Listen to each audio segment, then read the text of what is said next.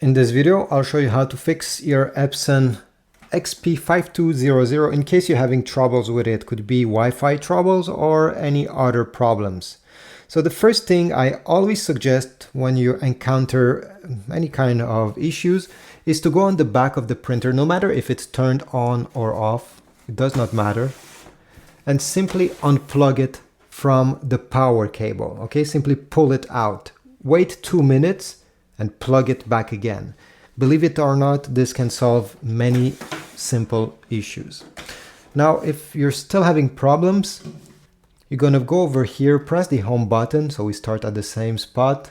Use the right arrow here to navigate until you select maintenance. This is where you need to go in case the prints that come out of this printer have some defects. So if, for example, your prints have some white lines and the color look faded, you should do a print head cleaning. Go over here, select it, press OK, and go through the different things they tell you on the screen. If whatever you're trying to print looks crooked, you need to do a print head alignment. Again, go over here, click, and go through it. I actually made a separate video how to do a print head alignment on this printer, so check this out on my channel. But if you're having troubles with the Wi-Fi or any other troubles, what I suggest is you do a factory reset of the printer.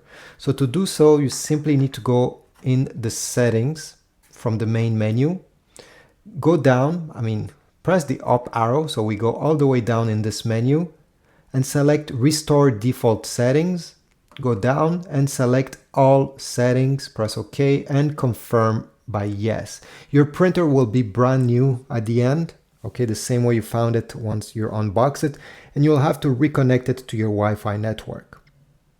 I hope this video was helpful. If so, please leave a like, but also comment down below. Tell me what was helpful or if you have any other tricks, and I'll see you in the next video.